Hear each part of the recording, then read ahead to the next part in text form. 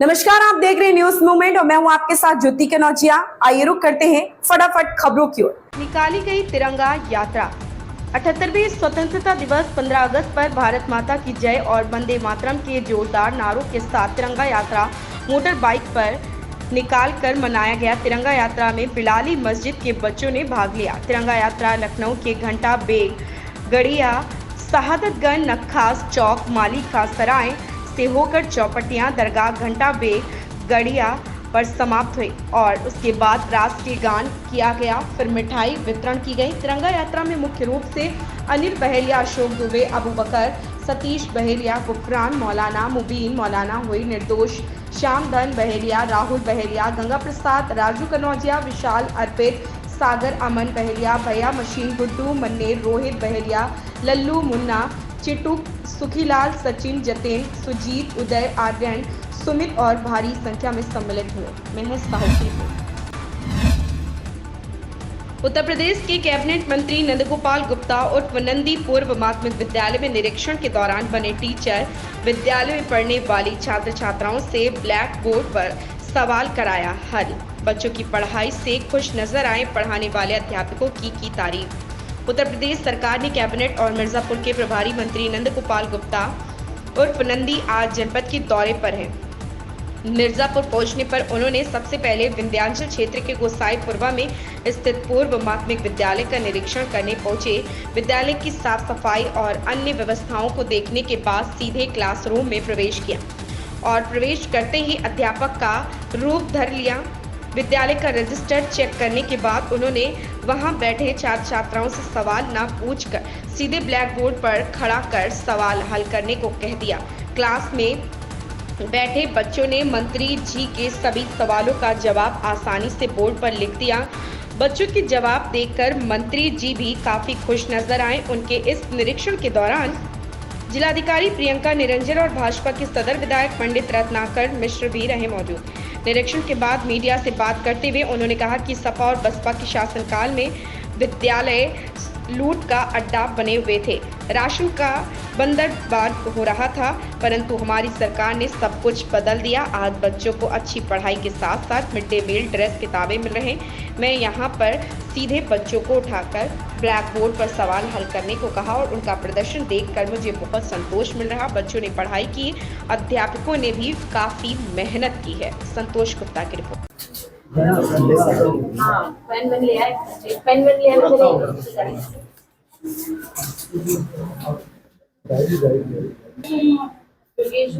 बहुत बढ़िया तालियां बजाओ।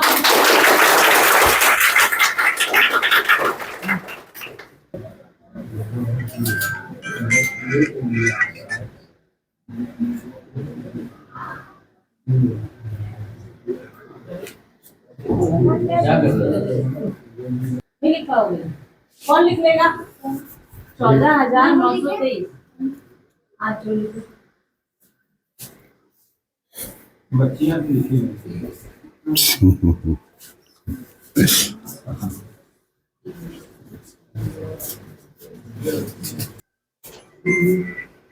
शब्दों में भी लिखो।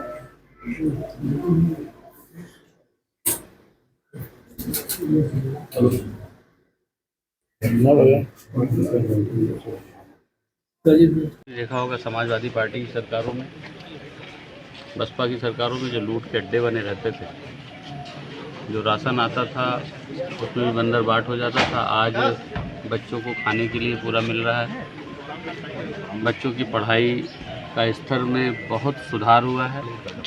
बच्चे जो ड्रेस पहन करके आ रहे हैं, जैसे प्राइवेट स्कूलों में, कॉन्वेंट स्कूलों में पढ़ने जाते हैं, उस तरह का भाव, उस तरह की फीलिंग आ रही है। अभी हमने अचानक सरप्राइज़ कई बच्चों को उठा करके, लड़कों को भी लड़कियों को भी बुला करके डैशबोर्ड पे जब लिखने को कहा तो बहुत ही अच्छा रिजल्ट रहा, बहुत ही संतोषजनक। मतलब 17 का पहाड़ा, 19 का पहाड़ा, 13 का पहाड़ा, इस तरह से पहाड़े को एकदम साफ साफ लिख देना बिना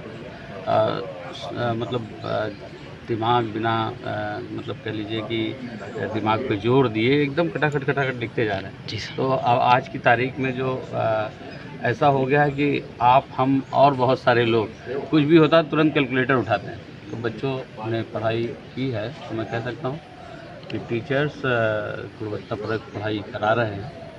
और माननीय मुख्यमंत्री जी और माननीय प्रधानमंत्री जी ने इस देश की तकदीर और तस्वीर बदलने का काम किया है। माननीय मुख्यमंत्री जी ने 7 सालों में जिस तरह से काम किया है और ऑपरेशन कायाकल्प के तहत सभी विद्यालयों का कायाकल्प हो रहा है, निश्चित रूप से हमारी जो आने वाली पीढ़ियां हैं, आने वाला भविष्य है, वो मजबूत हो और गांव आत्मनिर्भर भारत बने। तो निश्चित रूप से गांव से इसकी शुरुआत होती है। प्रत्येक गांव में अंतिम पायदान तक सरकार की योजनाओं का लाभ पहुंचे, इसके लिए हम काम कर रहे हैं। उपचुनाव सेमीफाइनल 2027 में बीएसपी की पूर्ण बहुमत की सरकार, घनश्याम खरवार। उपचुनाव सेमीफाइनल 2027 में फाइनल में बहुजन समाज पार्टी की बनेगी पूर्ण बहुमत की सरकार। मिर्जापुर बसपा कार्यकर्ता सम्मेलन में पहुंचे कोऑर्डिनेटर घनश्याम खरवार ने दिया बयान। मझवा विधानसभा में सबसे पहले बीएसपी ने प्रत्याशी घोषित किया तो नंबर 1 पर भी बीएसपी ही रहेगा। मिर्जापुर के भरवाना स्थित एक लॉन में आज बहुजन समाज पार्टी द्वारा विशाल कार्यकर्ता सम्मेलन का आयोजन किया गया। मिर्जापुर के मझवा विधानसभा में उपचुनाव भी होना है और बसपा सुप्रीमो बहन मायावती ने ब्राह्मण चेहरे दीपक तिवारी को इस सीट से अपना आशीर्वाद दिया। कार्यकर्ता सम्मेलन को संबोधित करने पहुंचे बसपा के वरिष्ठ नेता घनश्याम खरवार ने कार्यकर्ताओं में जोश भरा, तो वहीं मीडिया से बात करते हुए उन्होंने कहा कि बहन जी ने दीपक तिवारी को प्रत्याशी बनाया। पार्टी द्वारा सबसे पहले अपने प्रत्याशी की घोषणा की गई और हमें आशा है कि हम नंबर 1 पर ही रहेंगे। उन्होंने कहा कि प्रकृति परिवर्तन का नियम है और इस बार परिवर्तन के रूप में जनता बसपा को चुनेगी। चंद्रशेखर रावण की पार्टी द्वारा प्रत्याशी उतारे जाने पर कहा कि उनका कोई वजूद नहीं। उत्तर प्रदेश में 10 सीटों पर हो रहे उपचुनाव पर उन्होंने कहा कि हम ज़्यादा से ज़्यादा सीट जीतेंगे। बीजेपी हर मोर्चे पर फेल रही, उनकी डबल इंजन की सरकार भी फेल है। यूपी चुनाव को बताया सेमीफाइनल कहाँ है, 2027 में बीएसपी पूर्ण बहुमत की सरकार बनेगी। वहीं मझवा विधानसभा उपचुनाव से चुनाव लड़ रहे दीपक तिवारी उर्फ दीपू ने कहा कि बहन जी ने उन्हें आशीर्वाद दिया है, वह घर घर जाकर लोगों का आशीर्वाद प्राप्त कर रहे हैं। चंद्रशेखर रावण को बताया विपक्ष की साजिश, कहा कि मझवा विधानसभा से बसपा 5 बार चुनाव जीती है और वह इस बार के चुनाव में इतिहास दोहराने जा रही है। बद्री अग्रहरी की रिपोर्ट। क्या कार्यक्रम चल रहा है?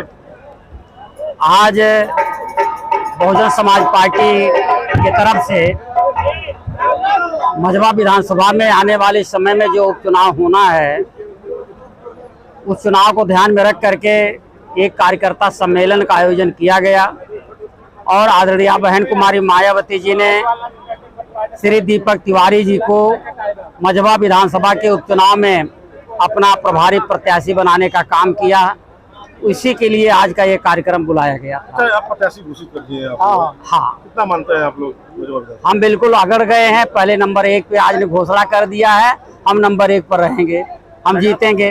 लगातार 3 बार यहाँ से विधायक चुने गए थे, अब 2 बार से आप लोगों को कामयाबी नहीं मिली। प्रकृति का नियम है परिवर्तन। अब की बार परिवर्तन होगा, अब की बार दीपक तिवारी जीतेंगे। ब्राह्मण परिवार का बड़ा चेहरा है और इसलिए हम चुनाव जीतेंगे। वो फेल हो जाएंगे क्योंकि उनका कोई कंसेप्ट क्लियर नहीं है, वो कोई क्लियर नहीं है, इसलिए वो फेल हो जाएंगे। और बहुजन समाज पार्टी राष्ट्रीय स्तर की पार्टी है, इसलिए बहुजन समाज पार्टी का प्रत्याशी भारी मतों से जीतेगा। पूरे प्रदेश में 10 पर पहली बार बीएसपी, कितनी सीटें आएगी? हम ज़्यादा से ज़्यादा सीट जीतेंगे उपचुनाव में। और क्योंकि भारतीय जनता पार्टी हर मोर्चे पर फेल है और उनकी डबल इंजन की सरकार फेल है, इसलिए सब परिवर्तन चाहते हैं। तो ये सेमीफाइनल होगा। मझवा विधानसभा हमारा दीपक तिवारी जीतेंगे और सेमीफाइनल होगा।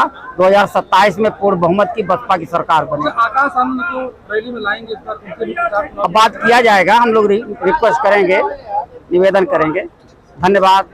आज प्रत्याशी की घोषणा हुई है, प्रत्याशी बनाया गया है, क्या लगता है किस तरीके से चुनाव लड़ेगा मझवा में? मैं मजबूती से चुनाव लड़ूंगा। अब बहन जी के आशीर्वाद को लेके मैं गांव-गांव, घर-घर लोगों के घर पे जाके कहूँगा। चंद्रशेखर रावण ने भी यहाँ पे आकर के जो उनका कोई वजूद नहीं है, वो विपक्षियों की चाल है। हमको भेजा गया है और दलित सब जानते हैं, सब बहन जी के साथ हैं। यहाँ विधायक रहे हैं, मझवा में कितना विकास हुआ है, क्या मानते हैं आप लोग पत्रकार हैं, आप लोग से अच्छा उनका विकास के बारे में कोई नहीं बताएगा कि 2 साल में चुनाव लड़े और विकास करके चले गए और 6 महीना में यहाँ हॉस्पिटल बनवा रहे हैं। 3 बार यहाँ से बीएसपी लगातार, 2 बार से लगातार हार रही है। बीएसपी यहाँ से 5 बार जीती है लगातार, इसको भी बताइए। बहुजन समाज पार्टी 5 बार जीती है। कितनी मजबूती मानते हैं आप? बहुजन समाज पार्टी की सीट निकलेगी, चुनाव जीतेगी बहुजन समाज पार्टी मझवा में, जो उसका इतिहास रहा है वो जीतेगी। आकाशीय बिजली की चपेट में आने से 3 और महिलाएं झुलसी। अंतर्गत हलिया थाना क्षेत्र के गुर्गी गांव में बीती रात देर शाम को घर के बरामदे में बैठी 3 और महिलाएं आकाशीय बिजली की चपेट में आकर झुलसकर घायल हो गई। हलिया थाना क्षेत्र के गुर्गी गांव निवासी 30 वर्षीय कविता मौर्य पत्नी जयप्रकाश मौर्य, 28 वर्षीय रेणु मौर्य पत्नी सुधाकांत मौर्य तथा 65 वर्षीय गुलाब कली पत्नी रामविलास अपने घर के बरामदे में बैठी हुई थी कि देर शाम गरज चमक के साथ हो रही बारिश के दौरान तीनों महिलाओं के घर के पास अचानक आकाशीय बिजली गिर पड़ी, जिसकी चपेट में आकर तीनों महिलाएं झुलसकर घायल हो गई। परिजनों ने सूचना पर मौके पर पहुंचे 108 एम्बुलेंस सेवा के पायलट दिलीप व ईएमटी संतोष भारती ने तीनों महिलाओं को उपचार हेतु प्राथमिक स्वास्थ्य केंद्र हलिया लेकर गए, जहां पर मौजूद प्रभारी चिकित्सा अधिकारी अवधेश कुमार द्वारा तीनों का उपचार किया जा रहा है। बद्री अग्रहरी की रिपोर्ट। प्रभारी मंत्री नंदी के सामने गौरव उमर ने कहा, मिर्जापुर के सड़कों का है ये बुरा हाल।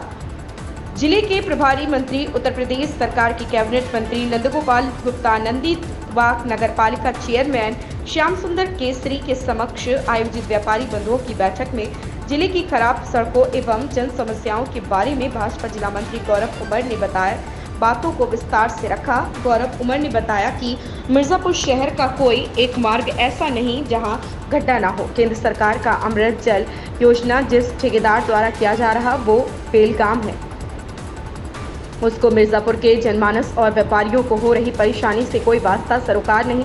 पिछले 6 महीने से लगातार सड़कों को जगह जगह खोदा जा रहा, कार्य पूरा होने के बाद उसको जस का तस छोड़कर फिर कहीं और गड्ढा कर उस बचे हुए रास्ते को गड्ढा कर खराब कर दिया जा रहा। गौरव उमर ने मंत्री नंदी को बताया कि मिर्जापुर की सम्मानित जनता हम लोगों से कहती है कि मिर्जापुर के 5 विधायक है, 2 सांसद हैं। मिर्जापुर के नगर पालिका अध्यक्ष होने के बाद भी किसी नेता मंत्री सांसद विधायक को जनता का दर्द महसूस नहीं होता है। संतोष गुप्ता की नगर विकास मंत्री ने किया निरीक्षण। प्रदेश के नगर विकास मंत्री सुरेश खन्ना ने महापौर सुषमा खरगवाल लखनऊ पश्चिम के उप विजेता अंजनी कुमार श्रीवास्तव, नगर आयुक्त इंद्रजीत सिंह साध के साथ पश्चिम विधानसभा के अंतर्गत न्यू हैदरगंज द्वितीय वार्ड, कल्याण सिंह वार्ड, हैदरगंज तृतीय वार्ड, कन्हैया माधोपुर द्वितीय वार्डों का सफाई, सीवर, नालों एवं सड़कों का निरीक्षण किया। नगर विकास मंत्री ने उपरोक्त वार्डों में 2 किलोमीटर नाला, परिधीपुर मुख्य मार्ग से हनुमान मंदिर, शाहपुर सड़क एवं नालियों को निर्माण करने हेतु अधिकारियों को निर्देशित किया। इस मौके पर पार्षद धर्मेंद्र सिंह, विनोद यादव, पार्षद प्रत्याशी मोहन लाल पासी, प्रमोद प्रजापति, उदय चौरसिया, मंडल अध्यक्ष राजन मिश्रा, मंडल उपाध्यक्ष ज्योति सिंह, नोटेश, किशोर दीक्षित, महेंद्र राजपूत, आशीष शर्मा, मोहम्मद अनीस एवं क्षेत्रीय जनता उपस्थित रहे। कोलकाता में महिला डॉक्टर के साथ दुष्कर्म और फिर बर्बरता पूर्वक उसकी हत्या से नाराज डॉक्टर पूरे देश में प्रदर्शन कर रहे हैं। मिर्जापुर के मेडिकल कॉलेज में आज डॉक्टर ने पीड़िता को न्याय दिलाने के लिए जमकर नारेबाजी की, साथ ही डॉक्टरों की सुरक्षा हेतु CPA लागू किए जाने की मांग की।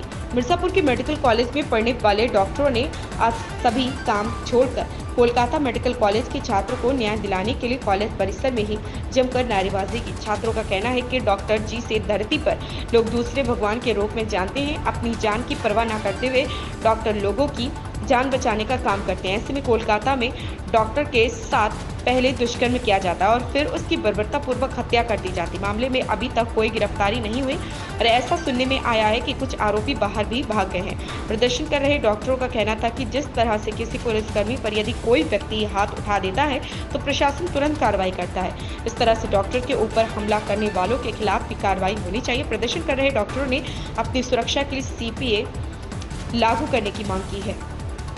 संतोष गुप्ता। इतनी संख्या में आप लोग हॉस्पिटल के अंदर एकत्रित होकर प्रदर्शन कर रहे हैं, क्या मामला है, किस लिए प्रदर्शन कर रहे हैं? जैसा कि आप सभी जानते हैं कि पिछले दिनों में जो भी कोलकाता में हुआ जिनकर मेडिकल कॉलेज में, वहाँ पर पिछले 36 घंटे से ड्यूटी कर रही एक महिला के साथ पहले तो ज़बरदस्ती की जाती है, फिर उनकी अचानक से हत्या कर दी जाती है और उसका अभी तक न्याय नहीं मिला है। आरोपी खुलेआम घूम रहे हैं। अब तो ये भी सुनने में आ रहा है कि कुछ आरोपी बाहर भी चले गए हैं। तो हम लोग एज ए डॉक्टर, हम लोग जो कि धरती का भगवान कहे जाते हैं, हम लोग जब अपने मरीजों के लिए इतना सोच सकते हैं तो क्या देश की जनता, देश के लोग हमारे लिए एकजुट नहीं हो सकते?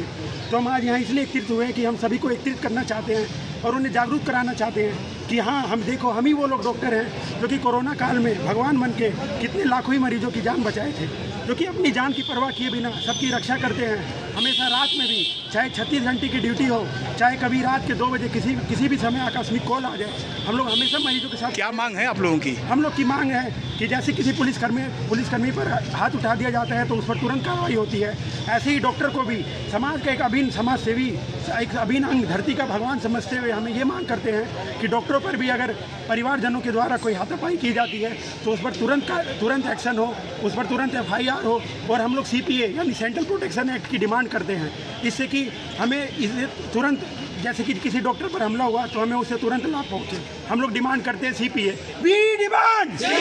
इन खबरों में फिलहाल इतना ही। बने रहे न्यूज मूवमेंट के साथ।